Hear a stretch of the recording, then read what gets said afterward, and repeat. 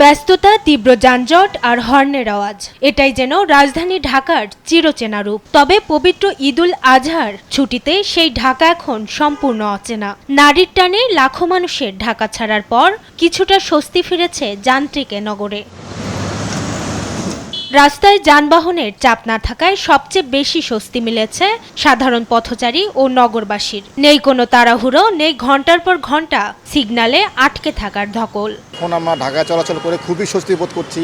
রাস্তায় যানজট নাই, বায়ু দূষণ নাই, এরকম যেন 12 মাসই থাকে, এটা আমাদের প্রত্যাশা। যেখানে আমার 6 ঘন্টা লাগার কথা সেখানে 4 ঘন্টায় এসে পৌঁছেছি। রাস্তায় জ্যাম না থাকায় স্বস্তিতে ট্রাফিক পুলিশের সদস্যরাও। এআই ক্যামেরা থাকায় বাধ্য হয়েই ট্রাফিক রুলস মেনে চলছেন নাগরিকরা বলে জানান পুলিশ সদস্যরা।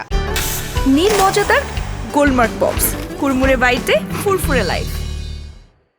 আমাদেরও কাজের প্রেশার কম, আর একটা হচ্ছে যে সবাই এখন সিগন্যাল মেনে চলছে। এআই ক্যামেরা লাগানোর কারণে সবাই একটা মানার সংস্কৃতি আসছে। আমাদের কষ্টও অনেক কম হচ্ছে এখন। তবে এই ফাঁকা ঢাকা স্বস্তি বয়ে আনেনি গণপরিবহন চালকদের জন্য।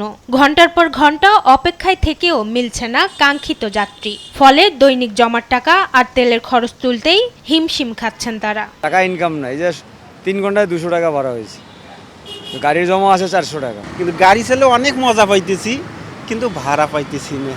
ঈদের এই ছুটি শেষ হলেই আবারও চিরচেনা রূপে ফিরবে রাজধানী ঢাকা। তবে এই যান্ত্রিকতার মাঝে এই শান্ত ও ফাঁকা ঢাকা নগরবাসীকে দিয়েছে ক্ষণিকের স্বস্তি। মাকদুরা মিতি, দেশ টিভি, ঢাকা।